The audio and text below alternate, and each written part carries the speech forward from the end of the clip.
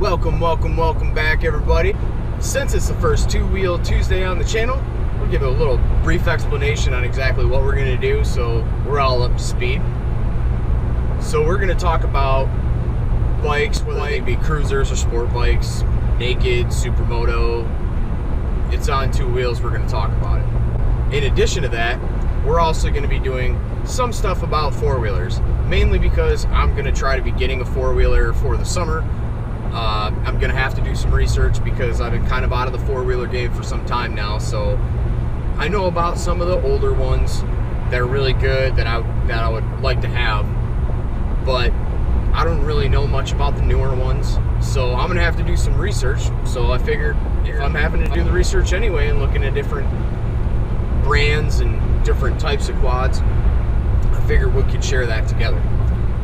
So today we're going to do story time, and today's story is why don't I have a bike and why I'm getting one. Well, the reason why I don't have a bike is kind of a bunch of different stories all culminated into one. When I was 17, I got my first bike. It was a Honda CBR F3 600, and it was awesome. I love that bike. It was a Smokin' Joe edition, which was purple and yellow, which you might think is kind of stupid to have a purple and yellow bike, but it actually looked pretty cool. Love that bike. Rode it. I think I had it for probably 2 years. And then there were some mechanical things that were wrong with it, and I ended up doing an insurance claim on it because the things that were wrong with it ended up totaling out the bike. It wasn't something I could fix. It was a problem with the frame. So inevitably I ended up doing an insurance claim on it. Got some money, paid the little bit of the loan I had left on it off, and I moved on. Then I didn't have a bike for a while. Went to college, couldn't really afford to do college and pay all the bills and still have a bike, so that's why I stayed away from that. And then after college I kind of moved around a little bit, so there was no real room in my life for a motorcycle at the time, but I had the itch, you know. Ever since I got rid of my first one, I've always had the itch. Eventually I ended up going back and staying with my dad for a little bit until I found a permanent residence, and my brother lived there too, and he had a Suzuki GSXR 750, and it was pink, and it was hilarious to ride that thing. But I got to ride that from time to time, and then I helped out with making, you know, bike payment or the insurance payment, or buying parts for it if it needed parts. So, you know, I helped out, and then and I got, you know, some access to it, and I ride around a little bit. Didn't get it all the time that I wanted, but still fed the need. And then I didn't have a bike at all, or even access one for a long time. And then I finally decided it was time. I needed to have another bike. I had my house, I had my new job, everything was the way it needed to be, and it seemed like it was the right time. So I did. I went out and got a 2002 CBR 954RR. It's a bike that I had always really wanted because mainly they only made that bike for 2 years, and it was different. You know, it wasn't your typical leader bike. And for those of you who don't know what a leader bike is, it's 1,000 cc's, which is 1 liter. So I had the bike, bought it, loved it, absolutely loved that thing. It was so comfortable to ride. It was fast. The fastest I ever got it going was 206 miles an hour, and that was on the freeway. Nobody was around me.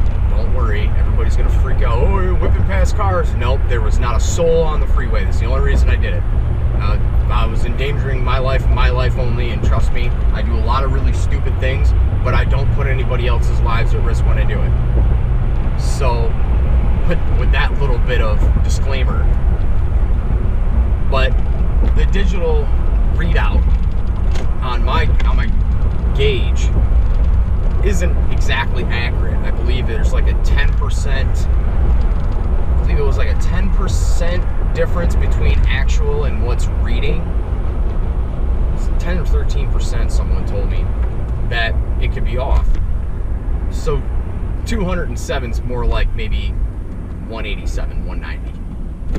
Still booking on a bike.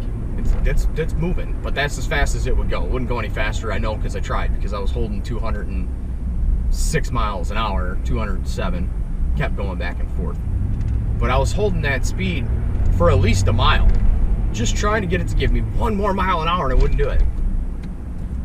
Long story short, one day, went to a friend of mine's shop. He had a shop, and I had a hole in my tire.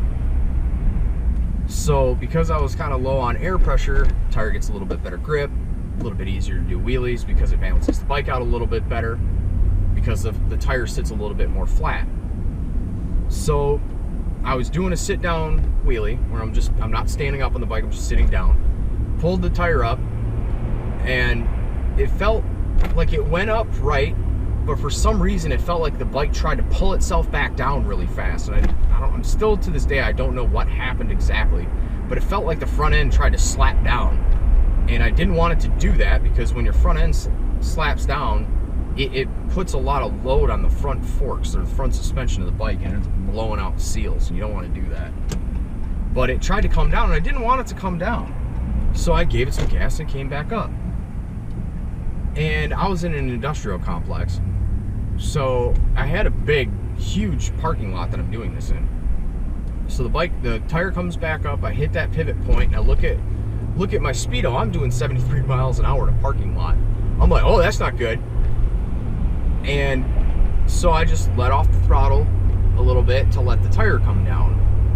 Well, the tire comes down, and I tap the front brake, and the front tire just locks up. I just tapped it, but it locked up. Now, I knew this was probably going to be a problem at some point, because my front brake system needed to be bled or flushed, one of the two, and I never got around to it, and I obviously paid the price for it. But I knew that every once in a while, even if you just tap the front brake, it would try to lock the front tire up. This was a problem for some time, and I just, like an idiot, being lazy about it, never fixed it.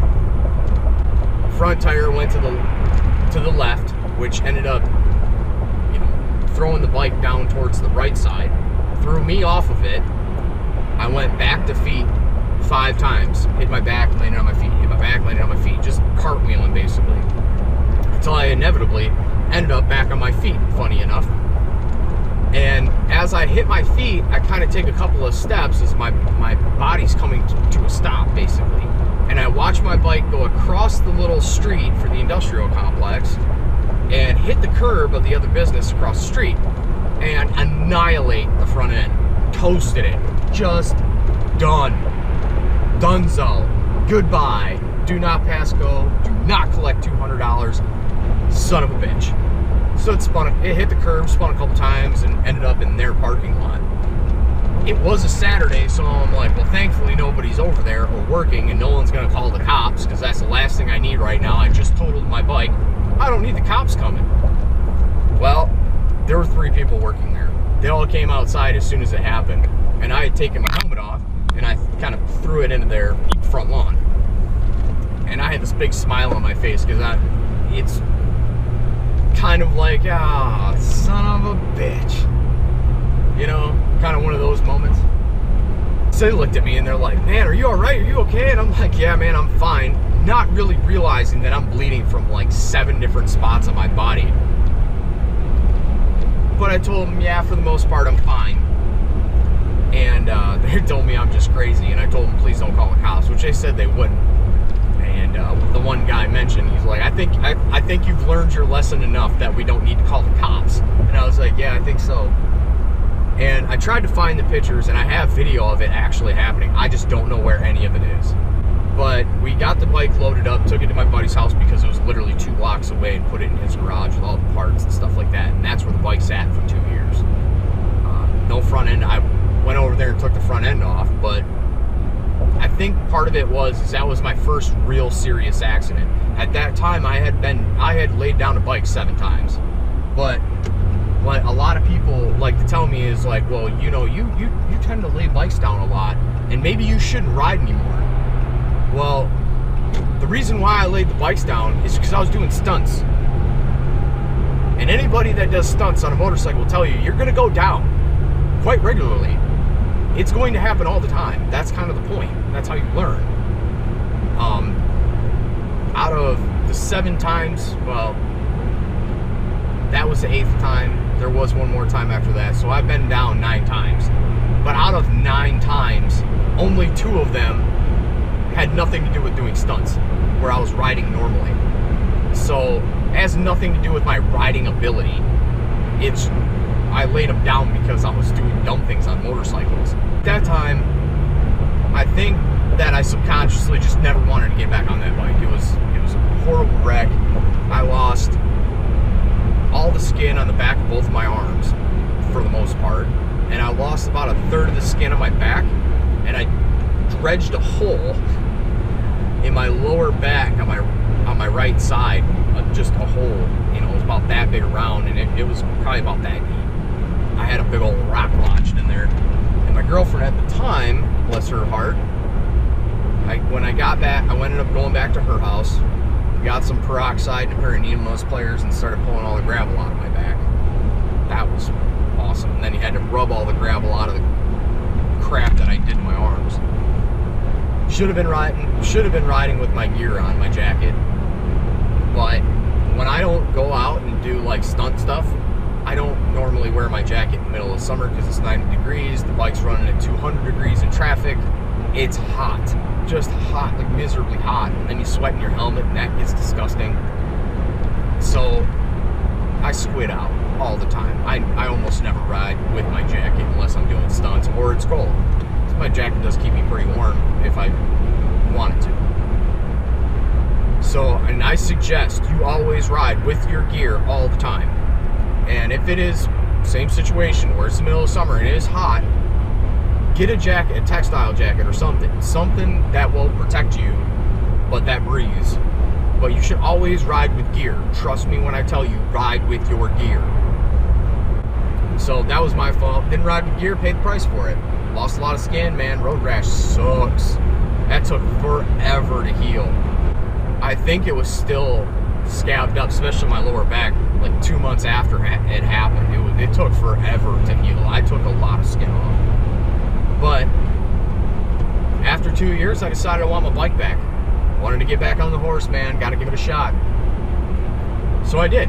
I went over to my buddy's house. He's like, it's been here, man. Just sitting here chilling, waiting for you to come over. He's like, surprised you haven't came yet. Picked up the bike, all the parts that came with it, which were junk, but I was going to take them out of his garage, obviously.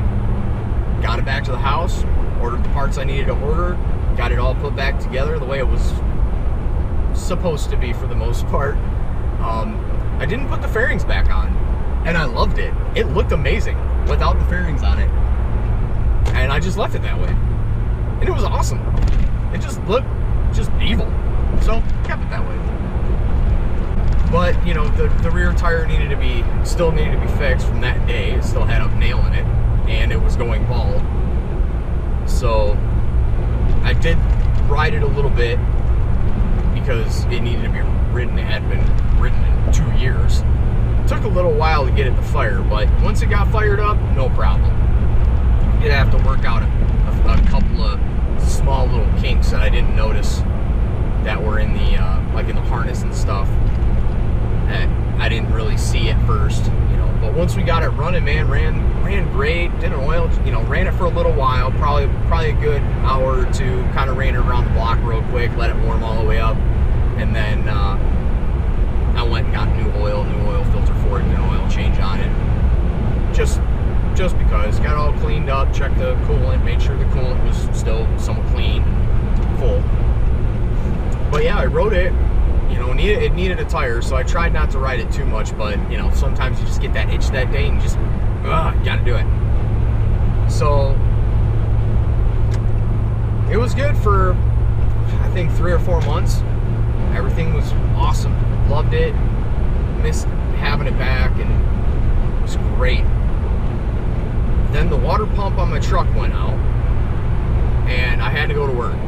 And it had gone out literally that day. I had no time to get it fixed, and I needed a way to work. Okay? I had no way to get to work, so I'm like, tire's kind of bald, but I gotta go to work.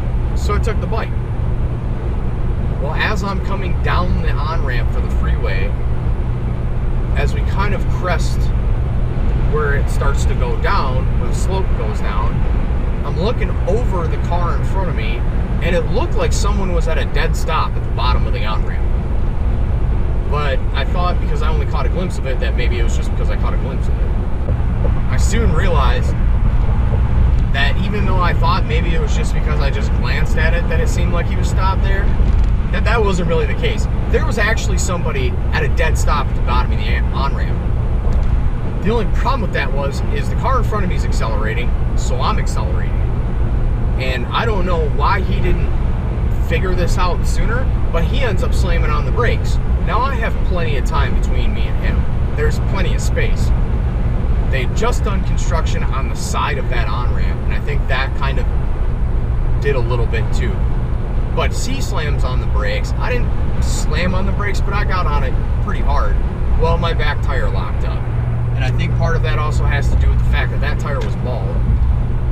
And it didn't lock up to where I could just kind of skid it out either. It locked up and just swung the back end of the bike out. When that happened, it slammed me into the pavement and shattered my collarbone. So now I have 2 titanium plates and 8 titanium pins holding my collarbone together. And again, same basic situation where it's a bad accident, tore my stuff up, and felt like I really wanted a bike for a long time now, a couple years. But really the question is I don't know how comfortable I'm going to be getting back on a bike. And if there's literally anything I can tell you as advice for maybe your first time on a motorcycle or your first time back on a motorcycle, if you do not feel comfortable on that machine, do not ride it. Do not buy one. Nothing. Stay away from it. And I say that because when you don't feel comfortable on it and you get into like a little bit of a dicey situation, people tend to panic. Well, when you panic, you start slamming on the brakes.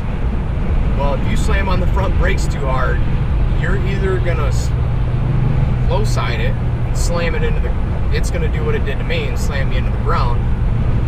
Or, in the case of most sport bikes, the tail end's gonna come up over the top of your head and it's gonna flip over forward. So that's why I always tell people, if you don't feel comfortable on a bike, you really shouldn't be on a bike. And that's kind of where I'm at. I got to ride a bike once since then, and it wasn't very far. It was just like a test ride. Didn't really get on it too much. It felt okay, but I was still kind of iffy about it. I feel like I didn't get enough time to really make a decision. There is a bike coming. I have full intentions on purchasing a motorcycle this year. As of right now, the plan is that beginning of May. I have to order it. It's not something you can just go to the dealership and buy. I have to special order the bike. And it's nothing overly fancy. It's just not exactly a very popular machine, so dealerships tend to not hold on to them. They just wait until you order them. It takes 30 days to get it from the manufacturer. Not a big deal. It's sweet. I love it. I think it's cool and it's different. And I feel like if I get back into the bike game, I don't want to have another Gixxer or another CBR or Kawasaki or an R1 like everybody else has. You know, I want something different. And that's what I'm getting. So the plan is to order it May 1st, hopefully pick it up May 30th. And that's going to be probably a big whole part series that we're going to do together of me kind of getting back on the horse. But that's really the story, you know. Had bikes. Sometimes I trash them and total them, and then I wait a little bit, get another bike, trash it, total it. And yeah, it's just this last time almost killed me, literally. So just I was waiting it out. Still not 100% sure about it, but I'm bound and determined to get through it and get back on a bike. I love riding so much. So going to be an interesting journey, and you guys are going to see the whole thing unfold, whether we are capable of doing it or not. So if you guys are stopping in for the first time, hit that subscribe button. If you like this video, hit that like button. And if you got some interesting stories, especially about wrecks, how you went down, what happened, did you total the bike, or how many bikes have you owned, leave a comment in the section below. Let me know. And just like that, this video's over.